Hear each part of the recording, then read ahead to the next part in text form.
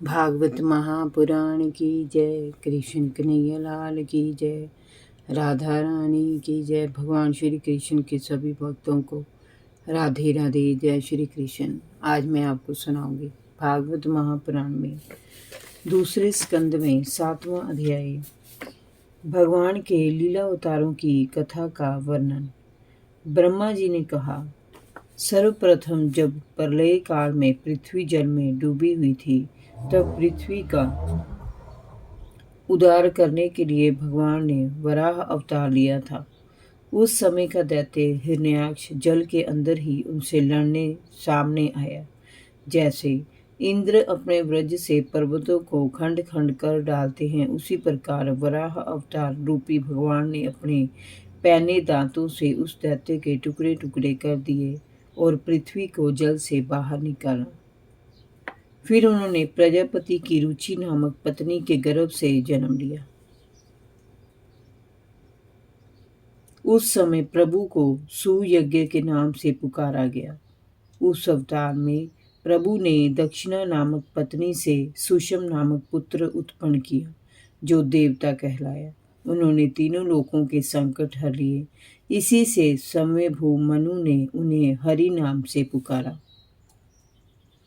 हे नारद, कर्दम प्रजापति के घर देवहूति के गर्भ से 9 बहनों के साथ भगवान ने कपिल के रूप में तीसरी बार अवतार लिया। उन्होंने अपनी माता को आत्मज्ञान का उपदेश देकर उनके हृदय के सभी मल मीन्स कीचड़ को धो दिया। तब वे कपिल भगवान के वास्तविक रूप को जान सकी। इसके बाद अत्रि मुनि की इच्छा पूर्ण करने के लिए उन्होंने उनकी पत्नी अनसुया के गर्भ से जन्म लिया और भगवान दत्त मीन्स दत्तात्रेय के नाम से जाने गए। भगवान दत्तात्रेय ने राजा यदु और राजा सहरत्ना अर्जुन आदि को योग, भोग और मोक्ष की सिद्धि प्रदान की। नारद, सृष्टि के प्रारंभ में जब विभिन्न लोकों की रचना के लिए मैंने तपस्या की, तब उन्होंने सन नाम से युक्त होकर सनक, सनंदन, सनातन और सनत कुमार रूप में अवतार लिया। इस अवतार में प्रलय के कारण पहले कल्प में प्राप्त आत्मज्ञान को भुला बैठे ऋषियों को उन्होंने आत्मज्ञान का उपदेश दिया और उन्हें परम तत्व का ज्ञान कराकर आत्म साक्षात्कार कराया। एक कल्प में वे धर्म की पत्नी दक्ष कन्या मूर्ति के गर्भ से नर नारायण के रूप में प्रकट हुए। उनकी तपस्या से भयभीत होकर इंद्र ने सुंदर अप्सराएं उनका तप खंडित करने के लिए भेजी, परंतु उनके सामने पहुंचकर वे अपना काम भाव ही भूल बैठे। नर नारायण के निर्मल हृदय में क्रोध के लिए कोई स्थान नहीं था, फिर काम भाव का प्रवेश कैसे हो पाता। पुत्र, एक बार राजा उत्तानपाद के निकट बैठे बालक ध्रुव को उसकी सुतेली माता सुरुचि ने फटकार दिया। उससे आहत होकर बाल्यावस्था में ही ध्रुव ने वन में कठोर तप किया। उसकी तपस्या से प्रसन्न होकर भगवान विष्णु रूप में प्रकट हुए और ध्रुव को आकाश में ध्रुव पद का वरदान दिया। उसी ध्रुव की परिक्रमा आज भी काश में सप्त ऋषि करते हैं। राजा वेन अत्यंत विलासी प्रवृत्ति का था। ब्राह्मणों के शाप से उसका ऐश्वर्य और पौरुष समाप्त हो गया। वह नरक में जा गिरा। ऋषियों की प्रार्थना पर भगवान ने उसके शरीर का मंथन करके पृथु के रूप में अवतार लिया और उसे नरक के भोगों से वार कर पुत्र शब्द को चरितार्थ किया। पुत्र शब्द का अर्थ है पूत नामक नरक से रक्षा करने वाला। इसी अवतार में भगवान ने पृथ्वी को गाय की भांति दोहन करके समस्त औषधियों को लोक कल्याण के लिए प्रस्तुत किया। राजा नाभि की पत्नी सुदेवी के गर्भ से भगवान ने ऋषभ देव के रूप में जन्म लिया। इस अवतार में उन्होंने समस्त अशक्तियों से विलग होकर मन और इंद्रियों को शांत किया और समदर्शी रूप में जड़ों की भांति योगाचरण किया। इस स्थिति को महर्षि लोग परमहंस पद या अवधूताचार्य के नाम से पुकारते हैं। इसके बाद मेरे यज्ञ में उन्होंने स्वर्ण के समान कांति वाले हयग्रीव ग्रीव के रूप में अवतार लिया। भगवान का ये रूप वेदमय, यज्ञमय और सर्वदेवमय कहलाता है। हयग्रीव की नासिका के श्वास से वेदवाणी प्रकट हुई। चाक्षुष मनमंत्र के अंत में भावी मनु सत्यव्रत ने मत्स्य अवतार के रूप में जन्म लिया। उस समय सर्वत्र फैली जल राशि के मध्य एकमात्र नौका को उन्होंने आश्रय दिया। प्रलय काल के उस जल में मेरे मुख से गिरे वेदों को लेकर उसी में विहार करते रहे। समुद्र मंथन के समय भगवान ने कच्छप अवतार लिया और मेरु पर्वत को अपनी पीठ पर धारण करके समुद्र मंथन में देव दानवों को सहयोग दिया। राजा हिरण्यकशिपु दैत्य राज था। वह अपने आप को ही भगवान मानता था, जब कि उसका पुत्र प्रहलाद भगवान का बड़ा भक्त था। राजा को वरदान प्राप्त था कि उसे किसी हथियार से ना ऊपर ना नीचे, ना बाहर ना भीतर, ना दिन में ना रात में, ना मनुष्य ना पशु, ना जल में ना धरती पर कोई भी उसे मार नहीं सकता था। तब अपने भक्त प्रहलाद की रक्षा के लिए भगवान ने नरसिंह अवतार लिया और उस राक्षस को दहलीज के मध्य संध्या काल में अपने घुटनों पर गिराकर अपने पैने नाखूनों से उसकी छाती को फाड़ दिया। एक बड़े सरोवर में एक ग्रह ने हाथी का पैर पानी पीते समय पकड़ लिया और उसे पानी के भीतर खींचने लगा। तब गजेंद्र की पुकार पर भगवान चक्रधारी गरुड़ पर सवार होकर भागे आए और चक्र से ग्रह को मार डाला। इस प्रकार उस शरणागत हाथी का भगवान ने उद्धार किया। दैत्यराज बलि बड़ा दानी था। उसे अपनी दानवीरता पर अभिमान हो गया था। उसका अभिमान तोड़ने के लिए भगवान ने वामन अवतार लिया और राजा बलि द्वारा किए गए यज्ञ की समाप्ति पर उससे 3 पग भूमि मांगी।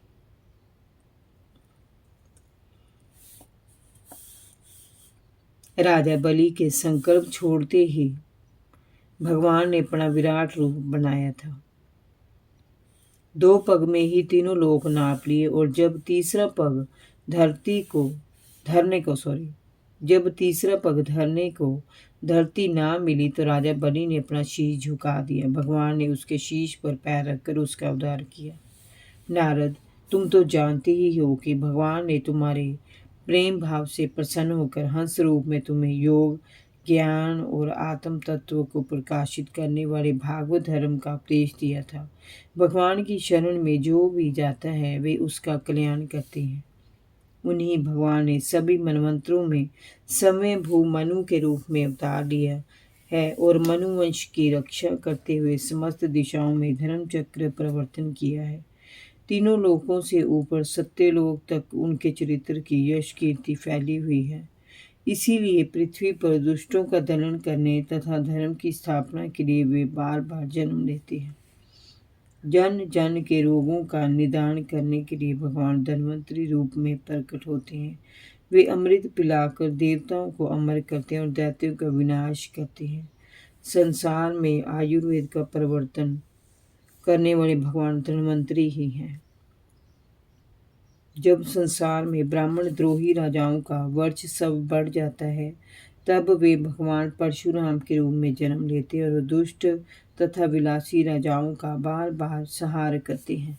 महाबली व रावण और उसके राक्षस वंश का विध्वंस करने के लिए वे इक्ष्वाकु वंश में लक्ष्मण, भरत और शत्रुघ्न के साथ दशरथ नंदन श्री राम के रूप में अवतार लेते हैं। जिस समय धरती पर दैत्य वंश और दुष्ट राजाओं का वर्चस्व सर्वाधिक रूप में बढ़ जाता है उस समय पृथ्वी का भार हल्का करने के लिए भगवान श्री बलराम जी सहित श्री कृष्ण के रूप में अवतरित होते हैं। उस समय वे ऐसी ऐसी अद्भुत लीलाएं करते हैं जिन्हें समझना प्रत्येक व्यक्ति के बस में नहीं है।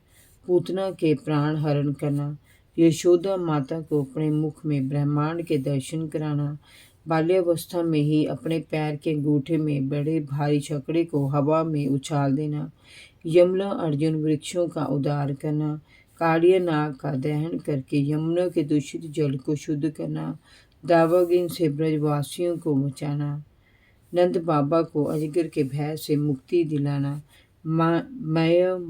दानव के पुत्र व्योमासुर से ग्वाल बालों को छुड़ाना, इंद्र के कोप से ब्रजवासियों को गोवर्धन पर्वत को अपनी उंगली पर उठाकर बचाना और इंद्र का मान मर्दन करना, वृंदावन विहार में गोपियों के साथ रासलीला करते हुए गोपियों को कुबेर के सेवक शंखचूड़ द्वारा अपहरण करने से बचाना, धेनुकासुर, बकासुर, केशी, अरिष्टासुर आदित्यों का विनाश करना, चाणूर आदि पहलवानों को मारना, कुवल यापिड़ हाथी को वश में करना, कंस, काल्यवन, भौमासुर, शालव, शंबरासुर, विदुरथ, रुक्मी, शिशुपाल, काम्बोज, कुरु आदि राजाओं का संहार करना। ऐसी अनेक लीलाएं हैं जिन्होंने भगवान श्री कृष्ण ने अपने जीवन काल में किया।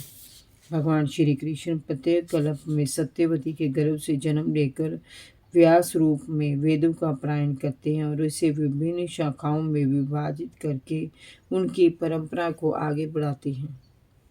जब मनुष्यों में कलिकाल के आने पर असंख्य पापों का उदय होगा, तब वे भगवान बुद्ध के रूप में उनका कल्याण करेंगे और कलिकाल के अंत में जब सत्पुरुषों के घर भी भगवान की कथा में विघ्न पड़ने लगेगा, ब्राह्मण, क्षत्रिय तथा वैश्य पखंडी हो जाएंगे और शूद्रों का राज्य आ जाएगा तथा कहीं भी धर्म का आवाहन और यश की ध्वनि सुनाई नहीं देगी, तब कलयुग पर शासन करने के लिए भगवान कलिक अवतार लेंगे। हे नारद, जब सृष्टि का जन्म होता है, संसार की रचना का समय आता है, तब तपस्या 9 प्रजापति, मरीचि आदि ऋषि और मैं सवेद ब्रह्मा सृष्टि की रक्षा करते हैं। उसी समय धर्म, विष्णु, मनु, देवगण और राजा लोग पृथ्वी पर शासन करते हैं। जब सृष्टि के प्रलय का समय आता है, तब अधर्म, क्रोध, रुद्र, सर्प, दैत्य, पंचभूतों का विखंडन आदि भगवान की मायावी विभूतियां प्रकट होती हैं। ऐसा कौन है जो भगवान की शक्तियों की गणना कर सके? समस्त सृष्टि की रचना और संहार करने वाली माया उनकी ही शक्ति है। ऐसी अनंत शक्तियों के स्वामी भगवान के रूप को मैं समय भी नहीं जानता, फिर दूसरों का तो कहना ही क्या है। आदिदेव भगवान शेष भी अपने सहरत्न मुखों से उनका यशोगान करते आ रहे हैं, परंतु वे अब भी उनके आदि और अंत स्वरूप की कल्पना नहीं कर सके। जो व्यक्ति निष्काम और निष्कपट भाव से अपना सर्वस्व और अपने आप को भी उनके श्री चरण कमलों में न्यौछावर कर देता है, उस पर अनंत भगवान समय ही दया करते हैं और उनकी दुस्तर माया को पार करके वह उनके निकट जा पाता है। ऐसा व्यक्ति ये मैं हूँ, ये मेरा है, ऐसा भाव कभी प्रकट नहीं करता। हे नारद, परमात्मा का वास्तविक स्वरूप एक रस, शांत, अभय देने वाला और ज्ञान स्वरूप है। ना उसमें माया का मन है और ना उसके द्वारा रची गई विश्व माताएं ही। वह सत्य और असत दोनों से परे हैं। किसी लौकिक या वैदिक शब्द की पहुंच वहां तक नहीं है। अनेक साधनों से संपन्न होने वाला कर्मों का फल भी वहां तक नहीं पहुंच पाता। समय माया भी उसके निकट नहीं जा पाती। परम पुरुष भगवान का यही परम पद है। महात्मा लोग और प्रेमी भगतजन उसी परम पद का शौक रहत होकर आनंद स्वरूप ब्रह्म के रूप में साक्षात्कार करते हैं। संयमशील मनुष्य उसी में अपने मन को समाहित करके स्थित हो जाते हैं। समस्त कर्मों का फल भी समय भगवान देते हैं। मनुष्य उन्हीं की प्रेरणा से शुद्ध अशुभ कर्म अपने स्वभाव के अनुसार करता है। इस शरीर में वह अजन्मा सदैव स्थित रहने वाला आत्मा है जो कभी नष्ट नहीं होता। भगवान में उन्हीं भगवान की विभूतियों का संक्षिप्त वर्णन है। जो नित्य उसका श्रवण करता है उसे माया कभी मोहित नहीं करती। तुम भगवान के गुणों का प्रचार जन जन में करो, ये मेरा आदेश है। जय जय श्री राधे। भागवत महापुराण की जय। कृष्ण कन्हैया लाल की जय। भगवान श्री कृष्ण के सभी भक्तों को राधे राधे। जय श्री कृष्ण।